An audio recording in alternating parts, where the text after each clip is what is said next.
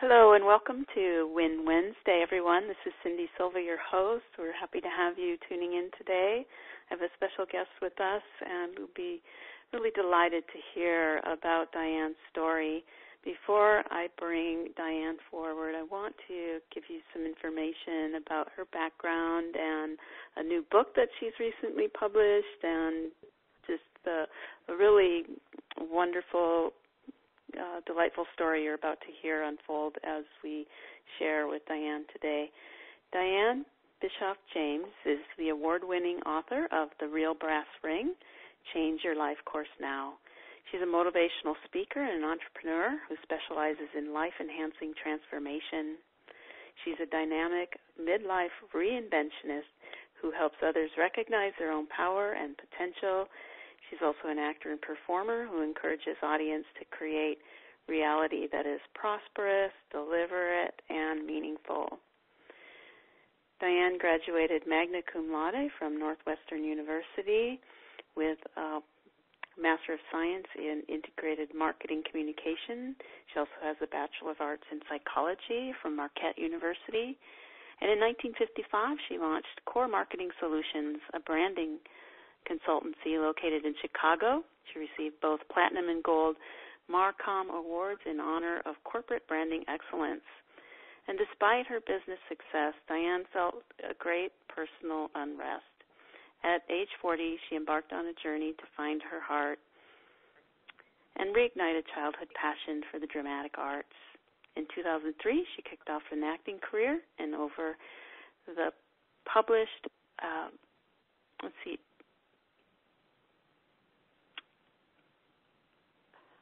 I'm losing track here on this bio.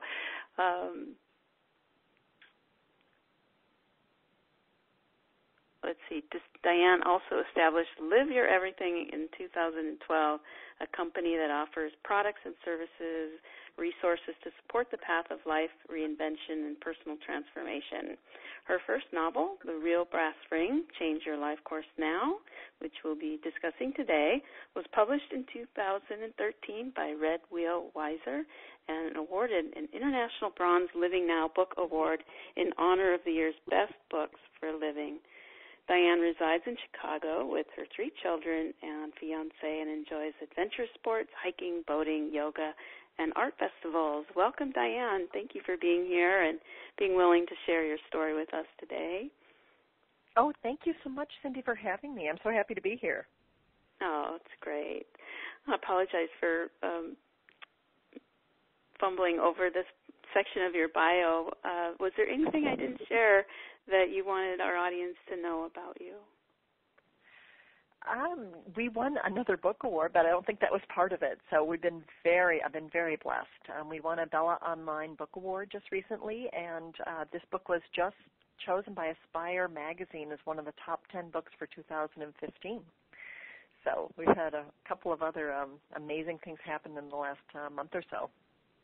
Well, congratulations on all your success. That's really what happens when you take those risks that you're about to share with us that you took in order to open up to the greater possibilities waiting for us when we're playing a bigger game. It seems that that's really the message that you're bringing forth in your experience and your book, is that we're all capable of more when we take those risks to release the small world that we've come to know as ourselves that keeps us feeling somewhat safe and secure, but it's really not that at all when you really take a deeper look at it. So let's have you start by just sharing your experience of having a reading with Sonia Choquette. I think a lot of people can relate to that. A lot of people in this community know Sonia, so let's start there. Okay. Well, I went to see Sonia on a whim, in a way. I was 38 years old, and I'd had a couple of friends. One of those weird things where you had a couple of messages in a row where a couple of people said, oh, just go see Sonia. She's down in the city of Chicago, and you'll have some fun. So I signed up for my birthday gift, and I went to see her. And at the time, this was long before she had written, I think now she's like a 12, 14 books, but she was still new to the market, and I went to see her in her home. And at the time, Cyndi, I honestly thought she was going to tell me that I was, the cat's meow, that I had everything all pulled together. I had followed all the rules for getting the American dream. I got the education. I was an entrepreneur and had my own business, and it was successful, very, very fortunate in that it was a marketing business, and I was doing well, and I was able to get a mini mansion across from the lake. I also had been programmed very well as a kid. My parents were very strict, Irish Catholic and also a German background, so we had a lot of rules to follow. They also said, you have to get married by a certain date and have kids and kind of run around and be the helicopter parent. So I was doing all that. I had 3 kids. And when I went to see Sonia, I really thought she was going to say, you're totally on track. Just keep going, girl. You've got everything straight. But instead, for an hour, I sat in her office, and she completely undressed me. She said everything about my life was not my own. I was following some kind of script from my parents, mother and father, and she said, you're this unlit Christmas tree. Not a single bulb is firing. And she goes, I'm here to tell you that you are depressed, that you are on track. This is not the career that you're supposed to pursue.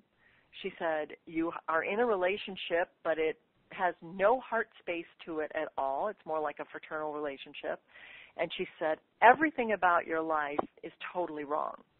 And she was too kind at the time to point this out, too, but I was 190 pounds. So I was also obese. And, she said, I'm going to tell you, you better hurry up and grab at that real brass ring, or it's going to be too late. And I got to basically, squeak out one question before she ran out the door. And I said, what do you mean it's too late? Like, what's going to happen if I don't make all these changes? And she said, well, you're supposed to be a writer and a teacher and a healer. And she said, and you're an author. And she said, people really like your stories. And she said, so you need to write every single day of your life. And if you don't, you're going to have to come back and do it all over again. And I literally sat there in shock. I didn't know what to do. My entire life had been shredded right in front of me. And I thought, I didn't know what to do, so I was in complete overwhelm. And then she kind of spun out and ran out the door, and I kind of went back to my car. I was February, Chicago. It was probably 20 below.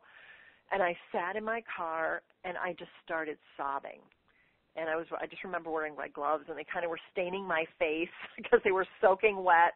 And I just thought, at first I thought, I hate her. How could she say this to me? Who is she? And why would this woman be so cruel? I've done all the stuff. I did all the stuff they were supposed to, you're supposed to do. And then, so after kind of storming off, I had to go to a business meeting. I had the chance to process the information. Of course, I couldn't sleep. I was in complete overwhelm. And she also left me with a couple of instructions. She said, I'm going to give you all these books to read, like 10 books. Now, what I didn't tell her at the time is I had been studying metaphysics since I was a kid. I was the first one to fall in love with Shirley MacLaine when she came out with, Dancing in the Light and all the books that ever came out about spirituality, metaphysics, self-help. I've been reading them forever. So she said 10 more books. I'm like, fine, I'll read 10 more books. And then she said, you have to march yourself off to this place called Hoffman Institute. She said, because you don't even know who you are. And she said, you don't have a heart. Yeah, she was a little rough on some of the things that she said. And I really couldn't disagree with her. She was right. My heart was so shut down, and there was steel gates around it. So I took quite a while to process. I started reading the books that she said, but it wasn't like the hard part was she didn't just say, oh, you need to move to Florida, or you need to change a job, or your boss is a jerk, or you need maybe you need more love in your life. She said your entire life was a complete and utter sham. So I had to figure out what to do and how to fix all this and keep the food coming in on the table for the 3 kids and keep up on that lifestyle that I had already created. And I did the very best I could. This went on for, about a year. I was mulling about how to fix everything. I had loved acting since I was a kid, but I had been told very clearly by my dad, acting is a terrible career. You will not pursue it, and you will not go down that road. So after being like the high school superstar, think of, High School Musical, that was me, and I shut the whole thing down. I had not been on stage in 20 years. But the one thing that I was, and she was right on that, is that I was clinically and chronically depressed. I was popping Prozac every single day just to function. I had this dark cloud over my head, and I figured, all right, after I stopped hating the messenger, I realized that she's right. Everything she said is probably accurate, and the first thing I needed to do was kind of go through emotional rehab. I had no self-love. I had this big career and all this stuff, but I was miserable. I could barely get out of bed every day, and I stuffed food in my face every chance I could to feel better for a second. So I was like the queen of the hostess. I was the hostess queen, It was ding-dongs, and it was, Twinkies and the little snowball things that they had and all the cupcakes, and I just kept eating and eating and eating to try to feel better for 1 second. Of course, the more you eat, the more you hate yourself, so it's this horrible, horrible cycle of pleasure and punishment. And so what I did is I marched myself off to Hoffman Institute. I did follow her instructions, and for 1 week I went through this incredible process. There's no television, there is no phone, no computer, no internet connection at all, and it's you yourself in the hills of Napa in this beautiful retreat where you just deal with yourself. And they allow you to remove all the messages that came in as child from your parents, from any authority figures, get rid of them, and put everything in that is authentically you. And when you finish this process, I was a brand new spanking baby soul, happy for the first time. I felt great love for myself. I hadn't fixed a lot of the things that she had mentioned, but at least for the first time my heart was open, it was beaming. So those are kind of the first steps that I took to reboot myself. Yeah, that's big. It's just the whole foundation, which is Absolutely great because so many people try to fix the surface area, the outside, the appearance, but they don't deal with the foundation of what you mentioned, the self-love, and so you just recreate the same farce in a different way. So it's great that you were able to have the courage to go and empty yourself of everything that wasn't going to be sustainable and recreate from a brand new foundation. Yes, and what I found in addition to that is that I think, and I did myself, so many of us have an abusive relationship with ourselves. Mm-hmm. It's all about lack. And if it's lack and fear, and they kind of go hand in hand. So I've kind of been able to categorize 3 key categories that seem to fit most of these issues. One is there's either a lack of self-worth, which could translate into no self-love, or it's impossible, or I'm not good enough, or it'll never be, or how would anyone ever recognize me for my skills and abilities? And then the second one is lack of acceptance, which usually comes in the form of others, acceptance and love towards others. So terrified that people are going to reject us, or they'll go away, or God forbid we end up in the one place no one wants to be, which is alone. And then of course there's always lack of means. If I do any of these things, then, if I became an actor, oh my goodness, we're all going to starve to death and end up in the poorhouse. So those were the 3 issues that I think that they helped the most in resolving, where you can go back to self-love. The issue about others and acceptance of others becomes much quieter, and it becomes something where, it's not my circle, that's their circle. And then the issue of means. I mean, there's ways to work things out where you can take baby steps so that you don't crash your household while you're trying to craft a new career for yourself. But all of those things were handled at Hoffman Institute. Oh, that's great. And it really leads into this idea of being pragmatic about the process. And you use a term in your book called pragmatic metaphysics. Do you want to share what you mean by that? It seems like a contradiction in terms to some people, but I clearly get what you mean, but I'd love for you to share with people, and also would give our listeners an opportunity to peek into your book a little bit here in our discussion. Yes, thank you for bringing that up. One of the things that Sonia had also mentioned to me when I first started out with her was that she said, go check out Esther and Jerry Hicks. And this was years ago, long before they became so well known for the law of attraction. But they were just starting out, and I went to go see them, and I thought, oh my goodness, this is the first time someone had said something that resonated with me. And it's all about the law of attraction. What you think about, bring about, pay attention to, talk about, focus on, all of that is coming your way. And the universe doesn't hear, I don't want to get sick. It hears, get sick. So if you say, I don't want to get sick, I don't want to be poor, I don't want to feel this way anymore, it doesn't hear that. It just hears the subject of what you're talking about. So what I was able to do in these studies, not only did I combine the extra books that Sonia had given me, but I also had the chance to go back and look at everything I'd ever studied and learned. And I put together, and it's kind of funny, I kind of call it a new science, because I have both the right brain and the left brain working. Part of it's from the business background, but part of it's because I have always been a student, a metaphysical sponge. And so I put these all together, and I call it pragmatic metaphysics. So it's kind of it's logical mysticism in a way, how to work with the aspects of metaphysics that are effective, efficient, and measurable. And so I put together these 14 rules. I call them, the shortcuts for happy living. Those are all in the book. And I was tired of reading. I mean, I still read everything I can get my hands on, but I wanted to do the executive summary. Because when I go into a business meeting, that's all they ever ask me. Tell me what I need to know. Don't give me any of the fluff. Don't give me any of the extra stuff. Just tell me what I need to know. So I put these rules together as the foundation for pragmatic metaphysics, and they summarize at least the 400 books that I've read, and I started changing my life by these rules. And it's kind of like hippie meets yuppie, where you can kind of put the two together. They're effective, they're efficient, and when you actually use them, they work. Yeah, it's true. That's what people are really looking for is, what works. And so these are things that have sustained the test of time. They've been around for a long time. It's just that you've brought them together in a way that makes them easy for people to access in one place. Yes, exactly. And thank you so much for putting the capsule around that, because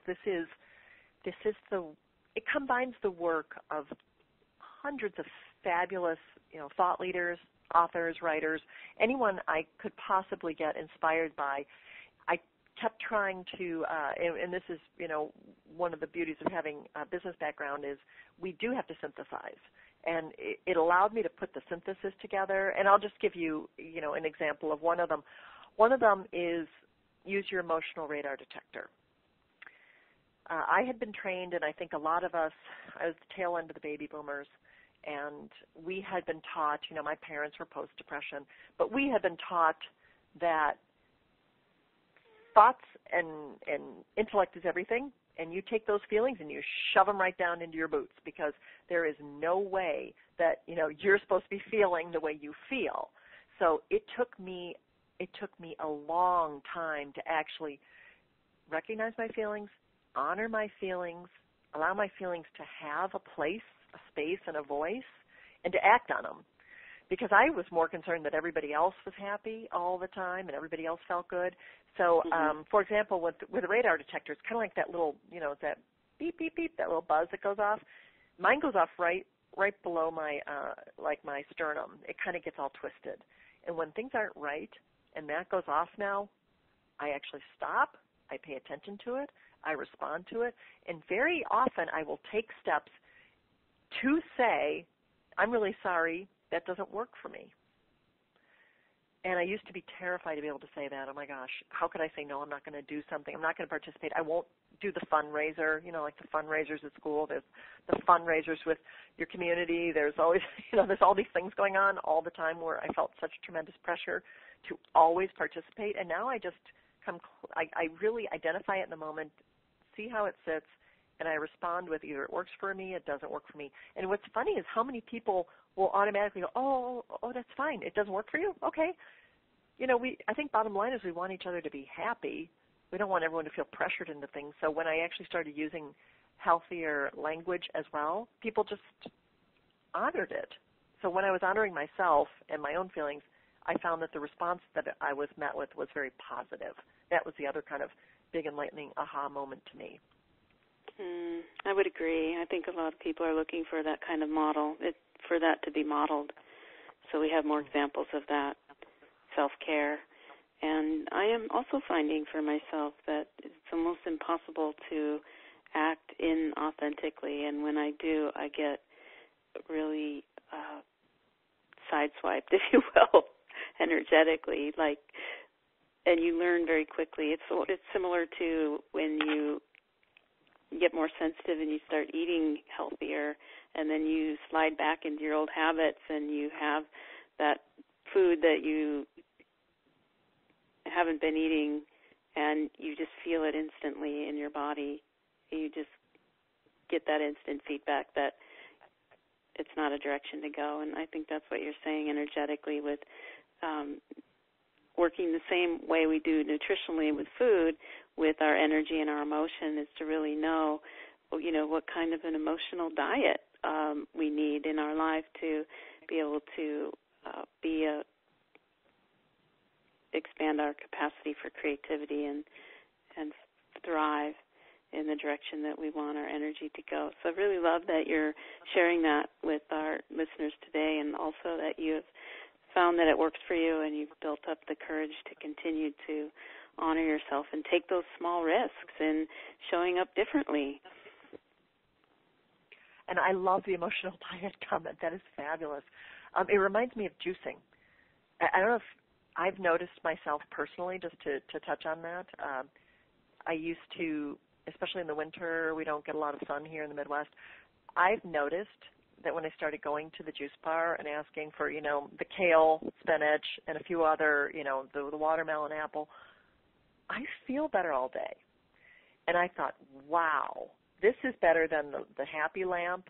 This is better than, whatever little supplements I used to try to take. I used to try to, jump up and down. But even that seasonal affect that I think a lot of us get, when there isn't a lot of sun, it really can be changed with a healthier diet. So I just wanted to comment on that because it's kind of like juicing for your soul, Yeah. where you touch on, okay, well, that felt better, and just exactly what you're talking about, the energetic high that comes from actually being fully expressed, because one of the rules is, of course, speak your piece. And when you speak your piece in the moment in a healthy way, it has really changed my life. It's changed the life of my family because I think I've noticed so many people cannot express themselves or just afraid to say, even in their own families, wow, that hurt, or why exactly did you say that? Or, for example, my son comes in and I'll say, okay, I cleaned up the house for 3 hours and you have trashed the place in no less than 2 minutes. There is a trail from one room to the next of your debris. And we talk about this, and then he'll start to laugh, and I start to laugh, and I'm like, could you please stop trashing the house that I just cleaned up? I mean, so we're in the moment, we're talking about it. I'm not getting all angry. I'm not running around grabbing his stuff going, oh, gosh darn it, I can't believe I had to do this. And he kind of acknowledges. He goes, yeah, I just totally ran through and put these things all over the place. I said, okay, the boots don't go on the counter, And so he will go back and try to, he's only 12, so he's still kind of getting better at cleaning up. But it gives us a chance to just handle it in the moment. And what I've noticed is that that pot never boils up because there's no steam in it. The steam is all released and everybody's feeling good. And we can at least express ourselves wholly and in a real fresh way and not make it the other person's bad. There's no judgment, there's no name calling, it's not really about the other person. You just kind of call the action out and then express yourself. So that is one of the best practices that I've had, post Hoffman, and kind of recrafting my whole family. It has come with this, honorable speaking, and it's been beautiful because there's almost no drama, and I never thought I could say that.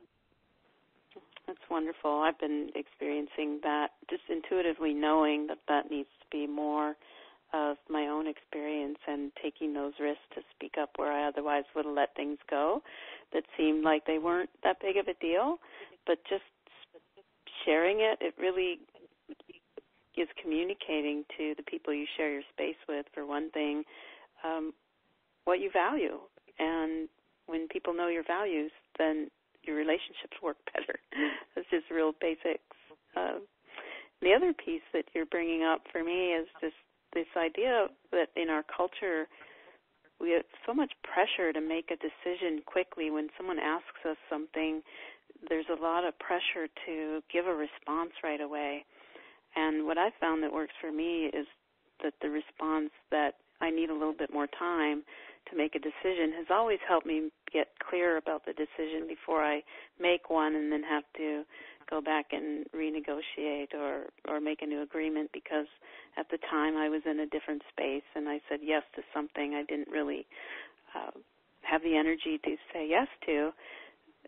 And so I think what your conversation is bringing up in me is the awareness that speaking your truth authentically is a piece of this movement towards more of being the expression that wants to be experienced through you, but also giving yourself the time to speak your truth if you're not clear in the moment, by being honest about that and saying, I appreciate the invitation, but I need a little time to get back to you. That's helped me a lot. I wonder if you have some experience with that, or if any of that has come up for you. I do. I love it. You know, the pause button. That is a new one for me. I just typically have been forced to be very decisive, I think because being in business. So one thing that has been very helpful for me on pushing the pause button is when I have an emotional flare-up, because, you know, over the last 10 years, I've, you know, lost 55 pounds. I started acting.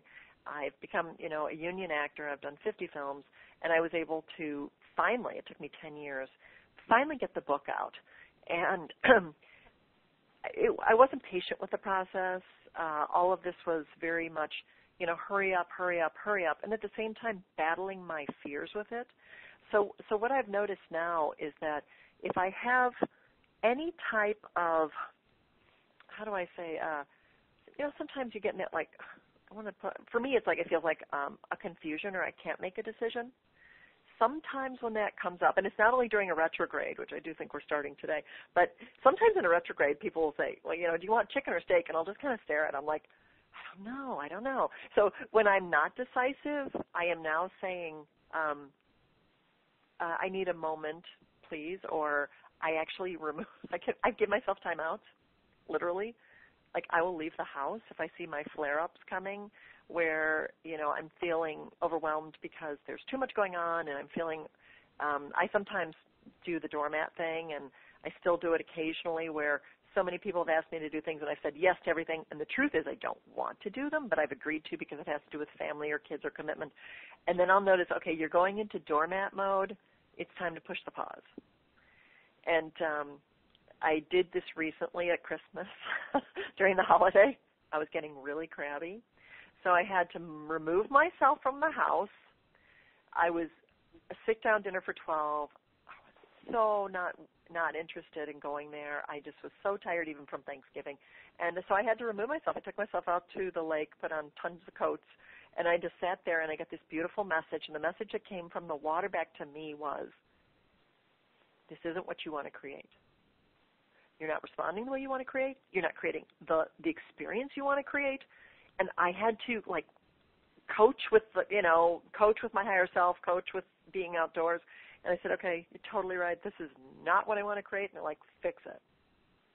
Got it. Went back home, called myself out on the situation, and handled it in the moment, apologized to everyone for being such a crabby pants, and saying, you know, this is not the real me. This is the patterned me coming out because I'm doing something that I'm feeling kind of resentful about. So I need to, you know, give myself a minute to chill, and let's go back to having a great time. And it worked. It worked beautifully because that was a critical pause button for me. Otherwise, I would have been the, you know, the person who's the snapping and biting dog during the holidays. I thought, wow, I can't. And this is the other thing, Cyndi, I think that's really important. I think those of us who are from the light worker group or kind of more of enlightened people, I think I spiritually bypass stuff. Like, sure. oh, I can just handle it. Somebody's having, I'm actually probably having an emotional meltdown, but I spiritually bypass it, saying, you're not supposed to have one of those. You're enlightened. You don't get to, as if I don't get to honor my own experience in the moment. And so I have to watch out for that, because I think some of us will do, really good people don't get upset when, for example, I have someone who's not paying me right now as a client, and first time in 20 years, and I thought, no, I don't get upset when I don't get paid. And then I thought, no, wait a minute, I actually am upset about that. This is something I have to take notice, and I have to actually allow myself to feel kind of slightly jolted for a minute. So I let myself sit in that victim chair for a little bit, not too long, but I sometimes let myself go there now. So I'm being really, really conscious and really aware of what the feelings are. Let myself express them. Don't bypass the daylights out of the situation, because I also think, even getting enlightened, I think we're still allowed to be human. And so that's kind of like an unrealistic expectation that I've noticed that, people like yourself and people who are talking to a lot of people, I think a lot of us say, we should be flatlined all the time. Well, I don't think that's real. And so I like to also come out as very raw and very real, and just be in the truth in the moment. That's great. And speaking of the word real, I'm really curious about the title of the book. It's called The Real Brass Ring. And, I hadn't really heard of that term. That probably sounds really naive of me. But then I was watching George Clooney's acceptance speech for his Lifetime Achievement Award, and he used the term the brass ring. So I would love to have you share why you named the book The Real Brass Ring, and also what's the story behind the brass ring. Well, that's a beautiful segue. So thank you. The brass ring is, and this is pretty much from years ago, at the carnivals, they used to have a game called the brass ring. And there's, iron rings, and there's a brass ring, and you go around in a circle. And only those who are very skilled or very persistent can actually, when they reach out and grab at it, can grab at the brass ring. And if you get the brass ring, you win, of course, the huge prize, whatever it might be, whether it's the 8-foot stuffed animal, or you get to keep it. And at the time, it was worth something. Otherwise, you're grabbing at the iron rings and they don't mean anything. And these kind of carnival rides is where that started. And it became an expression that meant you have to reach for your world of possibilities. And if an opportunity presents itself, if you don't grab at it or have not prepared yourself, preparing yourself for the opportunities, then you're going to miss this whole brass ring. So a lot of it is about being a yes person. But the reason I put the real brass ring is because I really think that the brass ring is not just seeing an opportunity and grabbing for it. It's actually being real with yourself so that you have had the opportunity to get clear with your life's work and really do the type of steps that it takes, the meditation, getting in touch with your higher self, listening to messages both from the inside and the outside on what is your clear work that you'd like to do here, what is your contribution, what it is that you would like to achieve. And then the next step, of course, is get going. And that's you get on the carnival ride and you start going around and around. And there's a lot of examples in the book about grabbing like a crazy person at the brass ring, and that's what I did throughout the whole book. People would present me with opportunities, and one, for example, I was not skilled at acting, and I was 190 pounds, and I had all the negative mental messages going on about, actors are thin, actors are pretty, actors are supposed to be skilled, and I hadn't done this in 20 years. I had to overcome that, and I said, you know what? I don't care. I don't care what I'm supposed to be like. I'm just going to show up, and I'm going to go for my first audition, and gosh darn it, watch, I'm going to get something. And so I went to, I did go to I went to this audition. It was Oliver, and it was the play Oliver. And I showed up in this very tight corset with boots and this big fluffy skirt.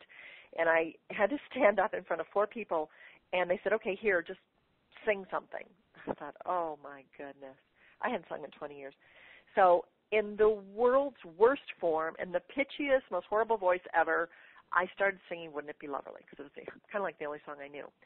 My hands started, like, shaking in fear. I had to pin them behind my back, smack them down, and I finished this song, and everybody across the table looked at me with horror. Like, did you really just do that? I thought, oh, my gosh, I guess I should just leave the room now. And I kind of started slinking to the door, and the director said, no, come back. It's okay, She said, would you read for the part of Nancy? I'm like, okay, sure, that's a lead role. That's okay, wonderful. And I just got up there and I started like doing this Cockney accent, and just straight from the gut, I started playing this role, Nancy, and reading all this stuff. And, I started beaming. My eyes were, bright, and I just did this whole thing. They said, thank you. They escorted me out. And I waited, and I thought, oh, my goodness, these people are going to give me the lead role, right? I showed up here, and I did this little happy dance and then waited. And I waited, and I waited for like 7 days. And I thought, okay, that was it. You're not going to get it. There is no part in this play for you. You bombed, but it's okay.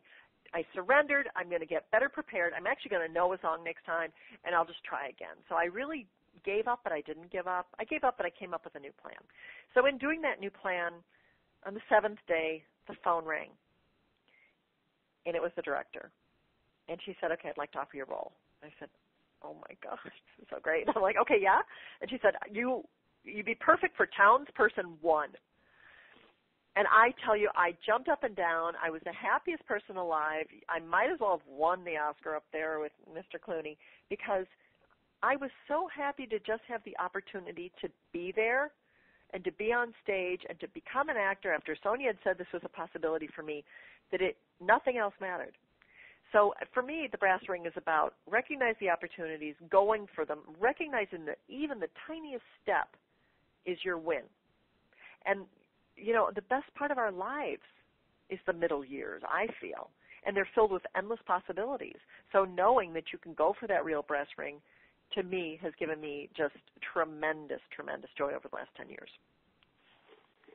Thanks for sharing that. It's really great. What a clear answer. And I know there were lots of risks that you had to take in terms of going in that direction. Talk about how you handled some of those risks. And there's a lot of loss in moving from one identity to another and letting go and not necessarily knowing the outcome. There's a lot of uncertainty. And how do you handle all of that? Because it feels to me like there's a lot of signals and alarms that go off within a person when they're letting go of what's familiar and secure to embark in a direction where there's no guarantee. Well, I think that is the hardest part, and I think you're talking about the crux of the entire issue. Fortunately, first of all, I think we're programmed from pretty much, Piaget's study, when you have his stages of development, anywhere from 7 to 11, we are in the stages of concrete operations, which means everything that's happening when we're little kids, and this is long before step 7, we're still just absorbing information and patterns. And those information and patterns are coming in because they're concrete, they're coming in as fact.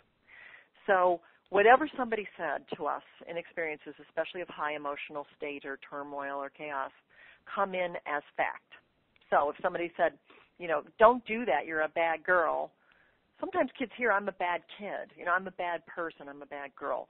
And then it isn't until we're 12 that we actually move into formal operations, which allows us to actually move thoughts around and have abstract thinking, so that we could say, someone would say, you stink, and you could think, no, I don't stink, you're having a bad day, it's not about me, and you can't even begin that processing until you're almost 12, 13 years old.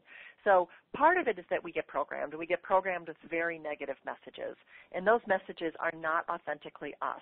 So I think the greatest challenge is being able to be really clear with what those messages are, and to allow ourselves to see where the stops and the blocks are. for example, when I was writing the book, it took me forever. Sonia said, do not call me, do not get back in touch with me until you finish this book. Well, I didn't even know what book she was talking about. So that was I was stumped. But eventually I started writing. I put my hands on the keys, and every time I did, something started flowing out. But I thought I was going to write a marketing book about how to be like a great brand marketer. But instead what kept flowing out are these like raw, juicy stories, this tales of everything I was going through to shift and change and move through these spheres, and they were raw and real, just like a soap opera. And so I was really, really scared to finish it. And I couldn't finish it to the point where I was starting to beat myself up 10 years later. Oh, my goodness, this stupid book is not finished. But what I did is I took this step where I take my boots and I confront whatever's in my way, whatever is stopping me. And so I put my boots, literally, I think of myself as wearing boots. I put them towards the situation, and I say, okay, what would it take to actually confront this? And I saw what the fear was, and the fear that came up in my mind's eye was the fear of failure, coupled with the fear of success. First of all, what if you fail? What if everybody hates you? What if everybody leaves you, walks away? And the other side is, oh my goodness, what if it actually does well? And I had to walk through those fears where I think in my mind's eye, the body moves through the fear and what happens on the other side. Okay, nobody talks to you again. That's one of the fears. Okay, that's the fear of rejection. I had to kind of move through it, feel it, allow myself to experience what that be like, and to make that okay. And it takes moving back and forth through the fear in this exercise of using your mind's eye, where it starts to decrease its energy a little bit. And you go back through the fear another side. Okay, nobody speaks to me again. How is that going to affect my life? Oh, well, there'll be less people to talk to, and you kind of move that again. So it's kind of like part using your mind, part using your energy, part using your emotions, and part using your body and processing that fear to the point where I realized it's today, it's now. Anything from the past does not need to stand in my way. And I literally sat down and typed the whole thing right out, finished it in a week, because I processed the fears. And I think that is our number one challenge, because oftentimes, as I'm sure you know, I'm sure so many of our listeners would recognize, we've had these messages since we were young about things that have resonated and bring light back to our eyes and to bring smiles on our face. Those are the things you need to spend time with. So one of our exercises I do, training all over the country now, and we're doing workshops, and we always do what I call a love it inventory. And that inventory allows us, and I encourage everyone to do this today, sit down and just take a piece of paper and write down everything that you love to do. I don't care how silly it is. I don't care how much it might be a one-off or a strange thing, but whatever brings you that moment of joy and that moment of light, and you need to write it down. And when you do, and you take 10 minutes a week, just 10 minutes. If you could do more, great. But even 10 minutes of the one thing that you love to do, it seems to change the entire experience of the week. So I do that every week. I write down in my love it inventory and think, wow, one thing I really love to do. I love to sit by the water. Even if it's really cold, I will go and sit by the water. I love to the dog takes me for a walk, because every time I get out, I notice how peaceful it is and how quiet it is. Whatever resonates with you, whether it be sewing or whether it be gardening or playing the piano or whatever it might be, that's what changes our energy and I think keeps dialing us up. And we're so dialed down because of these fears and this negativity. So I like to do the little things that dial up. So those are just a couple of quick samples of things that have helped tremendously on helping me move forward and overcome some of these huge internal objections to taking these risks. That's very helpful. Thank you. That really is great advice. Well, there's a really interesting term that I loved, and it was the rule number 5 in your Shortcuts for Living Well. It's called managing your wave. I think that ties in well to this conversation. Would you share some insights with us about that? Yes, that's one of my very favorites. We are beings of light, and as beings of light, we move in a wave pattern. Everything about us, there is nothing linear and there is nothing stationary. Everything is constantly in motion, as we know from just the studies with science and the atoms, and we are in motion as well in this wave pattern. So one of the best tricks and one of the best shortcuts is to learn how to manage your wave. In every situation, even if it's something that is unpleasant and something you do not care for, you can always reach for the positive side of the wave. You know, it is really your choice.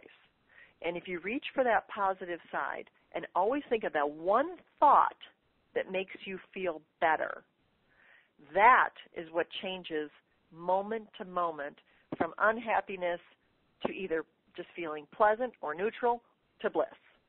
And this is something that is one of the best practices and one of the fastest and easiest ways to shift your world is to reach for that higher side of the wave. You know, just a quick example. Sometimes I really don't want to write a proposal. It takes a lot of work. I have to, shove myself into my left brain, and I will do anything to avoid doing it. I'd rather take out the garbage or, go clean the animals' remains for the backyard rather than do these things. So what I always try to do is think, okay, what one thought's going to make me feel a little bit better about doing this? And oftentimes I will give myself a reward, and I'll think, okay, I get to go and sit and watch a reality TV show. I love seeing Bachelor, Bachelorette. Those are the things that work for me. And as soon as I finish this, I get to control the TV, and I get to watch on demand for an hour or 2 hours, whatever I want to do. And so I get to share in the real fun experience of not only having the proposal done, but I get to sit and just be, a total resting person on the other side of the TV. Those are the types of things. I always try to think of that one little thing that makes you feel better, because oftentimes in our day, it is easy to, I think it's easy to get into the rut and to feel the grind. And I try to really imagine how much peace and joy there can be in the world by just shifting that thought. And it works tremendously well. It takes a little bit of practice, but I promise you it changes your entire day. Yes, and the more you practice it, the easier it is, and it just becomes automatic is what I'm intuiting, that it starts out as an effort, but as you do it with any great habit, great or not so great, it becomes automatic. So it's a good piece of awareness to include in your day, and thank you for sharing that. You talk about using the law of attraction and for the mundane things like manifesting parking spots and things like that. But how do you align the concepts in the real brass ring with more serious goals or issues in life, like physical challenges, health challenges, manifesting, the resources to really support a big dream, those kind of ideas? Well, one of the that's a great question. One of the exercises that we do in our workshops is to really help people, and it kind of goes back to those 3 steps that I mentioned a little bit earlier. One of it, the first step is to get clear. I truly believe and have found through all the examples in the book and throughout the last 10 years, the universe cannot deliver abstract concepts. I once had someone come to me and say, I just want my wife to be happy. I just want my children to be happy. Well, first of all, the universe can't create happy. Okay, it is something that comes from within. And secondly, it's not your circle. So the first thing you have to do is focus on your circle. And that would be anything in that connects to your life work, your divine plan, your dharma, what it is you came here to do, and get really clear and really specific on what would be the next step towards bringing that to you, no matter what it might be, no matter how big that goal is or how small that goal is, and to write it down, of course, because the very first step of manifestation in the physical world is pen to paper or typing on a keyboard and printing that thing out to actually create it in the real world. And the first thing we like to do is to get really clear on those goals.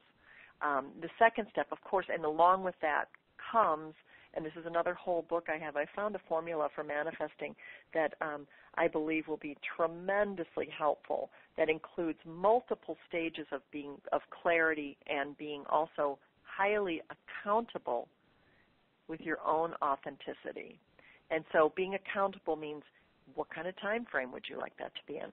Of course, what steps do I need to take to achieve it? And then really getting into that underbelly, which is, what is stopping me and what is in the dark side, the shadow that is keeping me from achieving that. So we work through all that, and the next step, of course, is to get going. Part of the accountability aspect is that, they say that only 20% of what we don't have comes from the outside. 80% of what we don't have is from the inside. And the 20%, most of the time from the outside, doesn't happen anyway.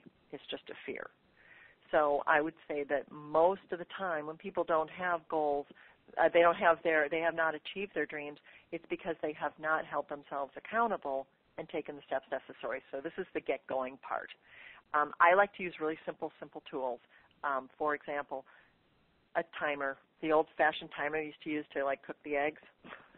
And when there is a task that I'm not particularly fond of doing, I put my timer on, and I do not allow myself to do anything but to take one step in the right direction towards that task during whatever time I put on that timer. So when it came to the book, that meant it was on for about an hour. Couldn't get distracted, couldn't do emails, couldn't go clean up the room, do anything else that I could, the laundry, anything that would pull me away, and I actually had to focus on the task. So this is the aspect of self-discipline that I think is sometimes challenging for people to do something different, and looking for the very simple ways that you can take one step forward. Of course, and the second part of that is to celebrate it. Once you've actually finished it, and whether it was a new creation or a piece of art, or you just wanted to figure out how to learn how to sing or play or whatever. It doesn't even have to be a creative thing. It could be something on the physical world. You actually went out and bought the lumber to make something. Celebrate it. Allow yourself to have the honor and the satisfaction knowing that you took one step, because it's only the single step. The single step, it's the breadcrumbs. You have to take that next breadcrumb to lead to the next one. And so I let myself celebrate it, and then that's the get happy part. It may take a while. I met someone who was very interested in horses and and was a great educator.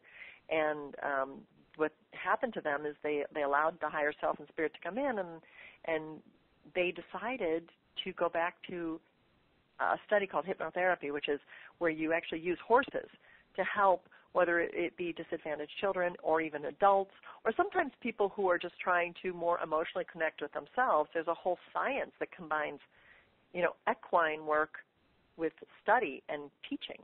And so they said, this is going to be a 2-year course study to become an equine therapist, but every time I go to school, I can't, I love what I'm reading. I decided to take the courses. I made that first investment, and it's so much fun that every book I read is just making me elated, because I am getting reinforcement that this is the right direction.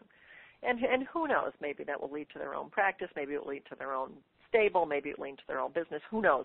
But those are the types of steps where you have to continue to celebrate that you were able to take that first step in moving towards it.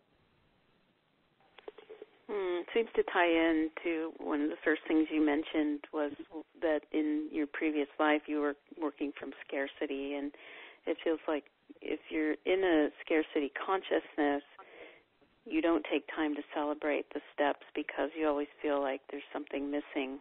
So you're on to the next step before you've actually even felt the fulfillment of completing something that you set out to complete. So it's always like you feel like you're always behind because there's a scarcity consciousness, kind of like a hungry ghost, chasing you all the time. So you feel like you can't stop and rest and relish in a success or give yourself the credit that you deserve. And so really essentially what I hear you saying as we come full circle in this conversation is that you moved from a scarcity consciousness to a consciousness of, I don't know if you would use the term abundance, but of fulfillment. Absolutely. And part of that came from two things for me, just because I do have the quantitative side and the qualitative side. I counted up how many days I had left. And this is after I saw Sonia. and I added up my days, and I figured, by 70-ish, I'm going to probably want to be able to relax and kick back. So I figured I only had 11,000 days. And that actually meant something to me. I took that very seriously. I said, okay, 11,000 days, I had to change careers, become a professional actor, try to write a book, and then start helping people with workshops. And I'm like, that's not a lot of time. And that to me that helped me move forward, because I do believe when we go to the other side and when we pass that we're going to go to the pearly gates and we're going to stand there and someone we love is going to greet us. Now, it may be St. Peter, it may be Jesus, it could be my grandmother. I don't know who it's going to be, but someone's going to greet us who loves us very much. And they're going to only ask us one question. And that question is, did you love your life? And I want to answer that yes. Emphatically, yes. Whether or not these things really are going to work out doesn't matter. It's that I invested the time in what I felt to be my life's work. I was making a contribution to the best of my ability, and I also really enjoyed it. I love the things that I was able to spend time doing. So I would really like to answer that question with this bright, jumping up and down yes, and to go through the lessons in the process. And I think this is one of the key points, touching on where you were about, how do you keep moving forward through the fears and all the obstacles, mostly from ourselves. Again, this goes back to having like that scarcity mindset for yourself. And part of it is that's a lesson. The lesson is that the courage to overcome the scarcity mindset is what you're here to do. And that courage requires a lot of the consistency, the accountability, and being accountable, I think, to your own authenticity.